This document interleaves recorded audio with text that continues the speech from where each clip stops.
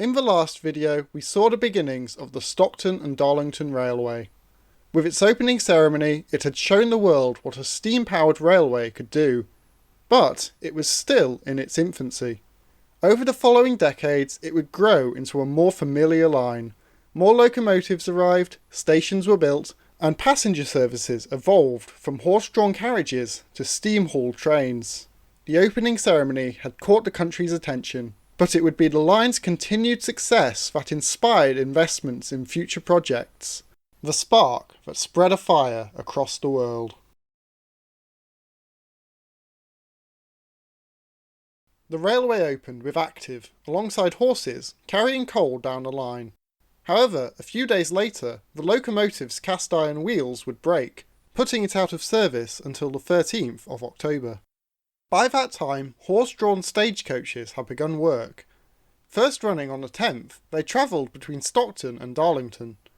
No infrastructure was in place for these. Passengers would board at Stockton's Quay or Darlington's level crossing, with local innkeepers arranging tickets, although schedules were developed for when coaches would leave, the first timetables. Soon, both railway staff and ordinary businessmen were using these for work commutes around the area, and parcels were delivered alongside them. By the following April, services to Shildon and Yarm had been introduced, as well as cheaper outside seating. The railway made the decision to open their own inns to book tickets and wait, acting as the first railway stations.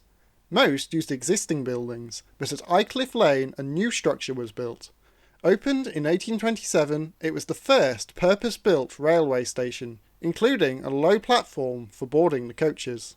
These passenger services were a success. Between 1826 and 1827, between 30,000 and 40,000 people were carried on the line. Robert Stephenson and Company delivered the second engine, Hope, in November of 1825, not long after opening.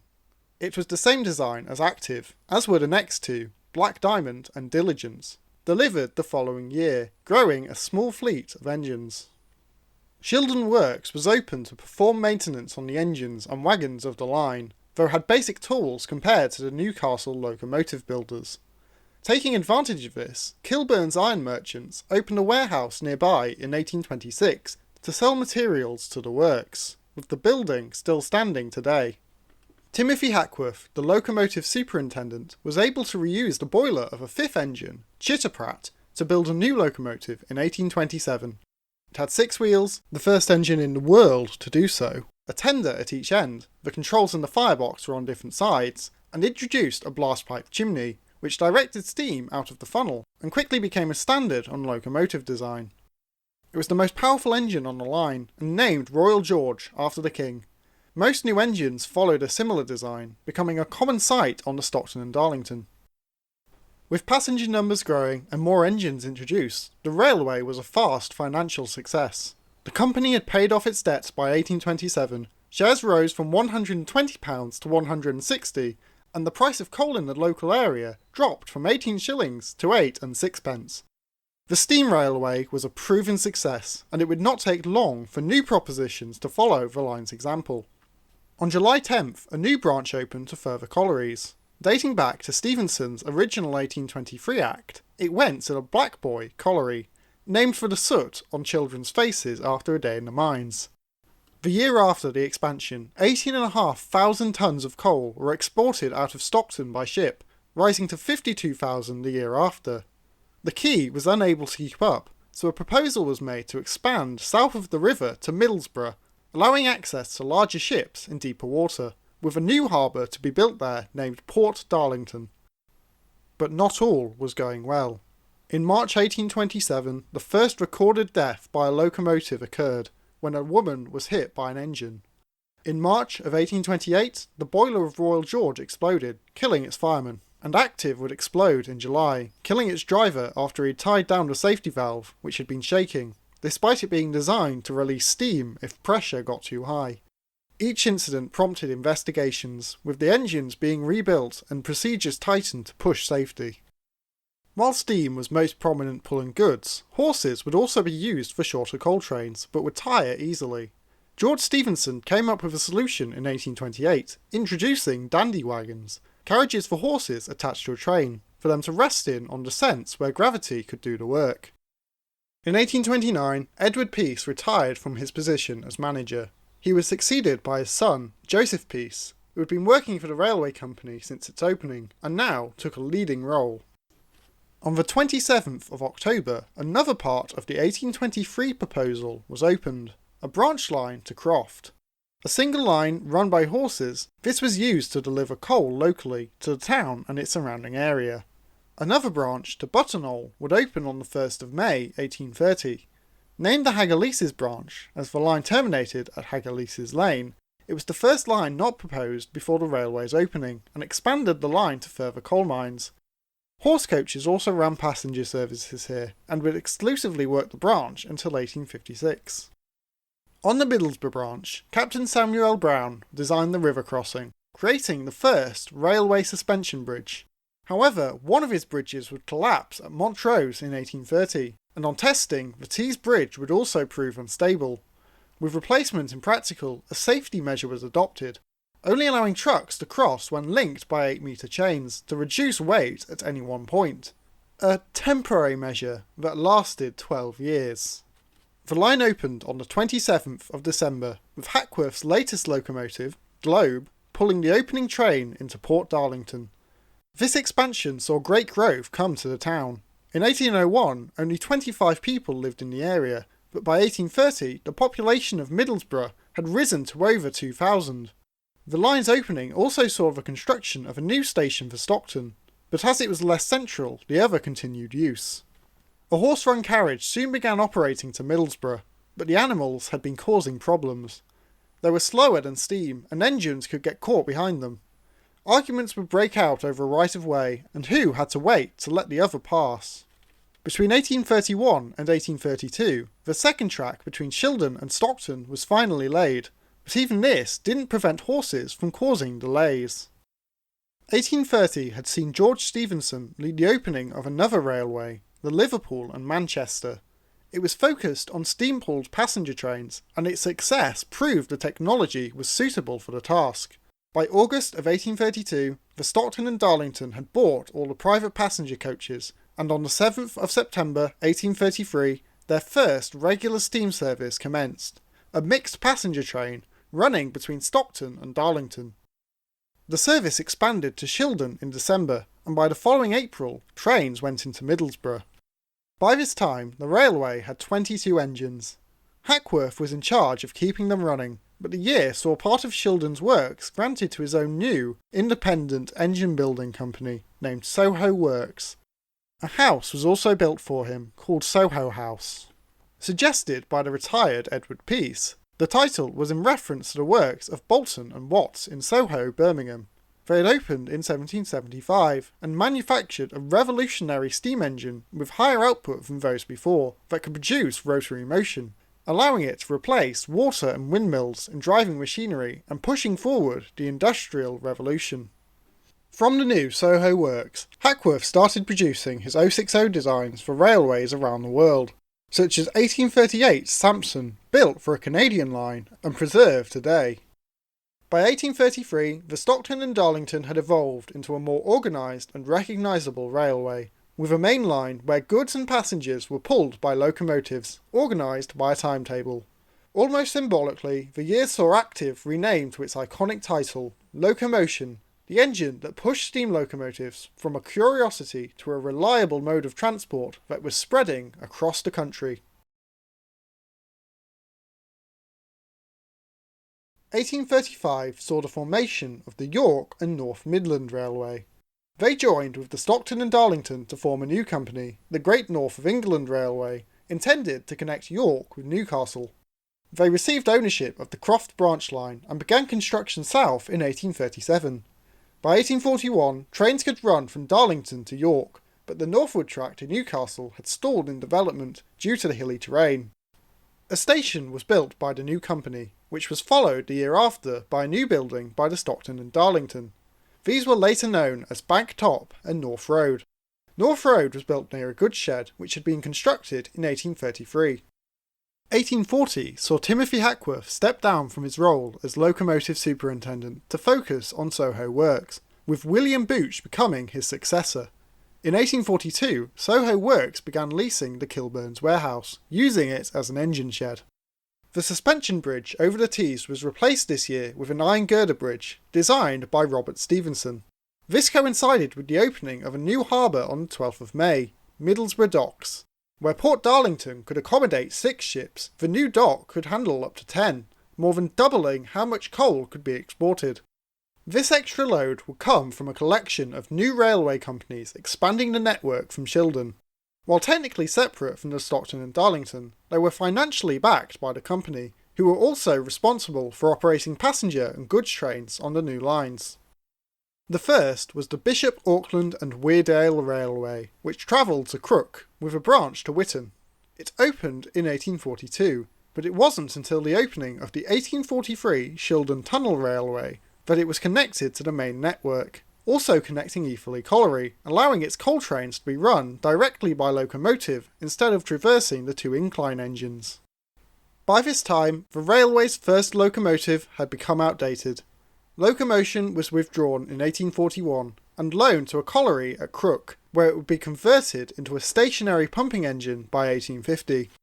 Meanwhile, Parliament was searching for a possible route to connect London with Scotland. George Hudson, known as the Railway King, controlled many lines around his home of York and wanted to ensure he was involved in the project. Joseph Pease and George Stephenson were among those he called to a meeting to discuss the matter. By this time, the Great North of England Railway had given up its plans to connect to Newcastle. Using a route made by Stephenson, a new company was formed, the Newcastle and Darlington Junction Railway, to complete that task, filling a gap in a potential north-to-south route. It ran over existing lines where possible, with the exclusion of the Stockton and Darlington, instead running parallel past Shildon.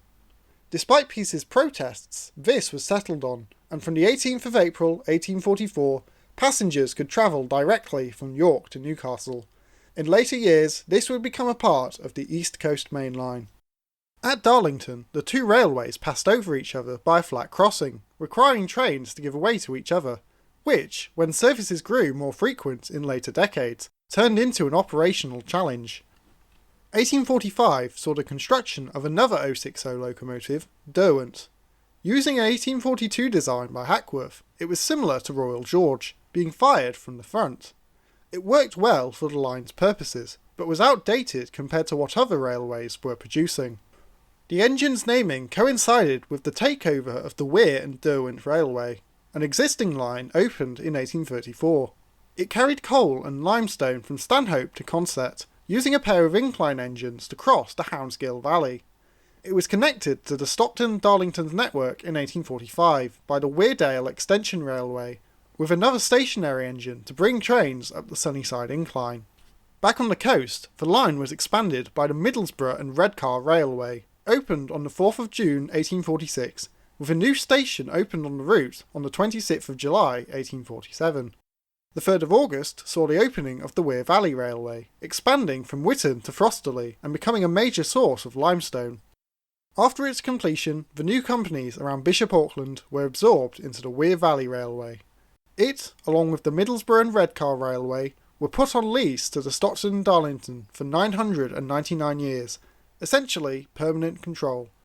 By 1858, the 2 railways officially merged with their parent company due to the lease's financial burden, over £47,000 annually.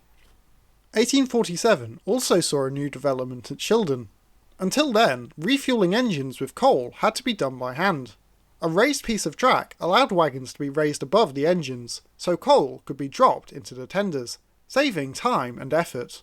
This was the first example of automated engine refuelling, remaining in use until the 1930s. The stone structure can still be seen today. While expansion was occurring, some things were being taken away.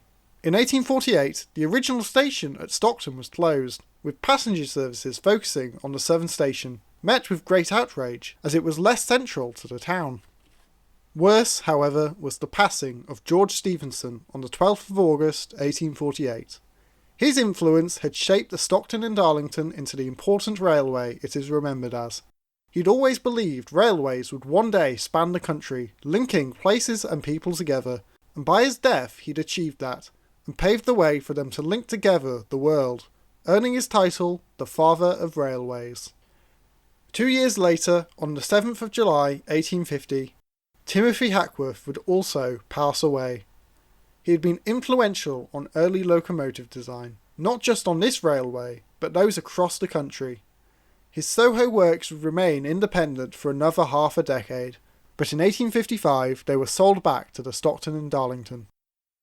In 1852, William Booch designed a new class of 060 locomotives, later known as the 1001 class. They had a squat wheelbase under a long design, so were nicknamed hippopotamuses, and were ideal for the slow and heavy mineral traffic on the line.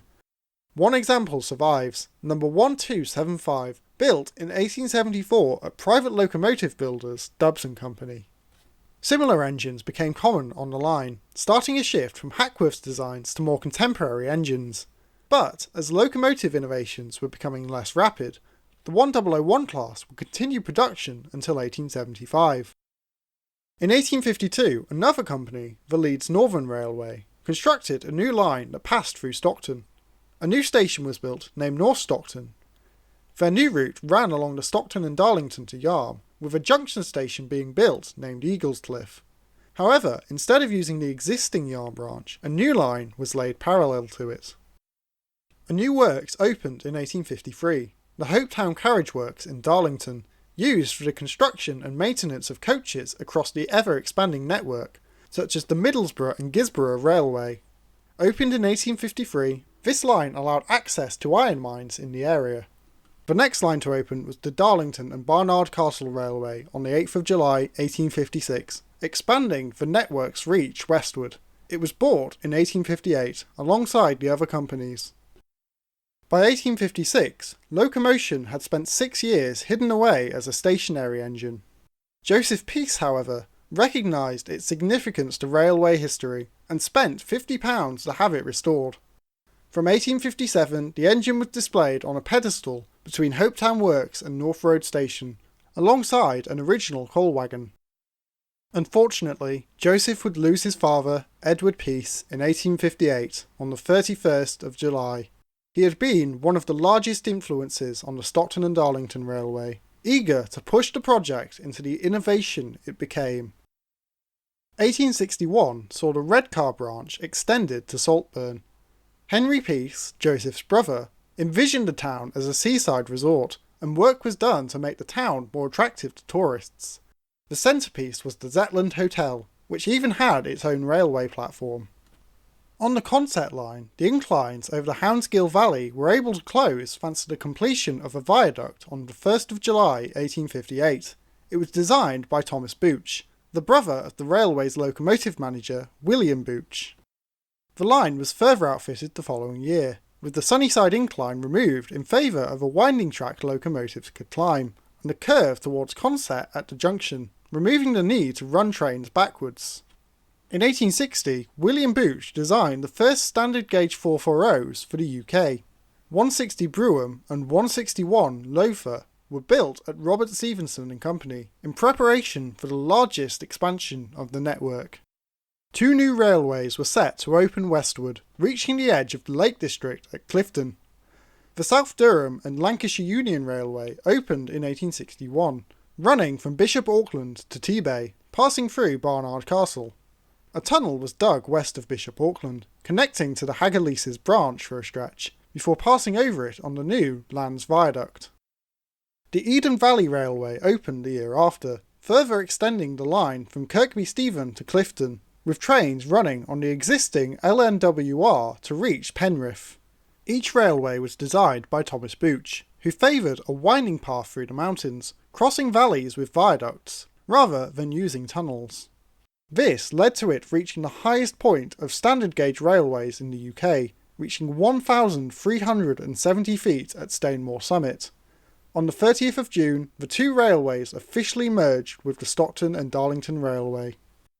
While these were the largest additions to the network since its opening, the final extension of the Stockton and Darlington would be a small one. From Frosterley, the branch line was extended to reach Stanhope, expanding passenger services and providing access to Limestone. 1863 saw the opening of a new locomotive works at Darlington. Designed by William Booch, it became the principal works of the railway. While Shildon continued minor engine repairs, it was mostly relegated to the construction of goods wagons. The Stockton and Darlington Railway now spanned from Clifton to Saltburn, with over 200 miles of track and 160 engines operating. But competition was rising. Larger networks were becoming more prominent, which would spell the end of the Stockton and Darlington's independence.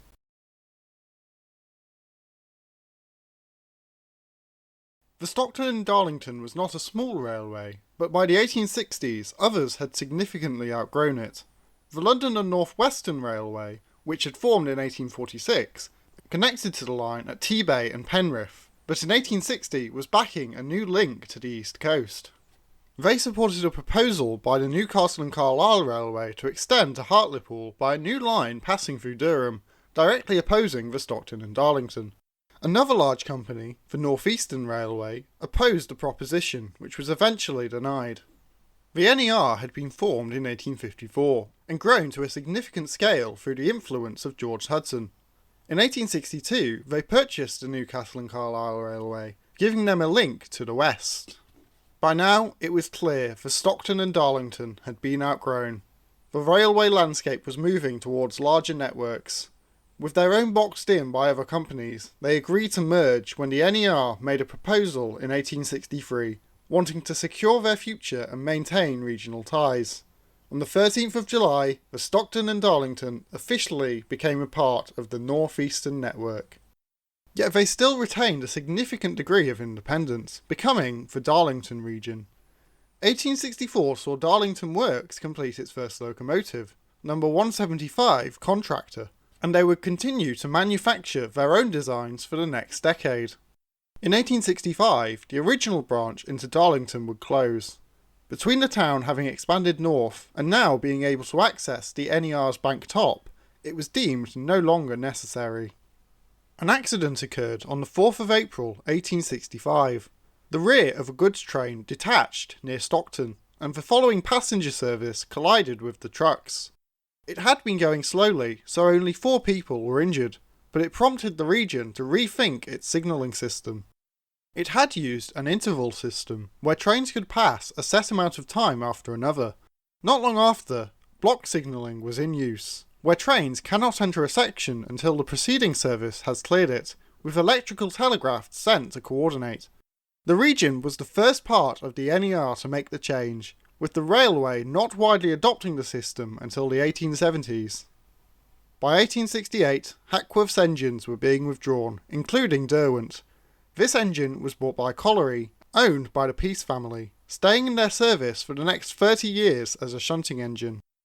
By this time, Joseph Pease had been in a long state of poor health, and he passed away on the 8th of February 1872. He had been involved in the railway from the beginning, and led it forward after his father's retirement, growing Middlesbrough into a substantial port and expanding the network significantly, as well as preserving its first engine, Locomotion. He was particularly significant to his hometown of Darlington, being their MP for almost a decade and campaigning against slavery and animal cruelty. As such, a statue of him was commissioned after his death. It was only fitting that it was unveiled for the 50th anniversary of the Stockton and Darlington. But that wasn't all.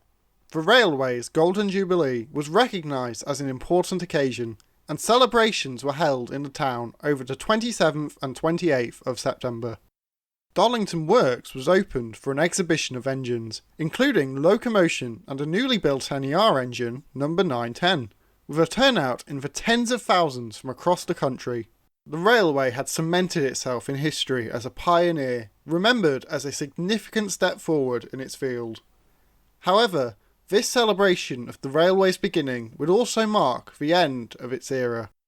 1872 had seen the final closure of the Arm branch, and in 1873 the North Eastern Railway began to bring the region more in line with its other operations, with engines renumbered to match the rest of the network. 1875 saw Darlington Works lose its independence, starting to produce engines of northeastern design. By 1876, the region was operating under new management, now known as the NER's Central Division. But what the Stockton and Darlington had built was still there. Not just track, bridges and stations, but its legacy having pushed railways forward to become an everyday part of life. It was not always at the forefront of developments, and didn't expand into the most significant of networks, but it continually innovated and grew. While it was no longer independent, the next 150 years would see continuous development to its network, for better or for worse. And its importance in history has been celebrated, remembered and preserved in many ways, up to and including its 200th anniversary in 2025.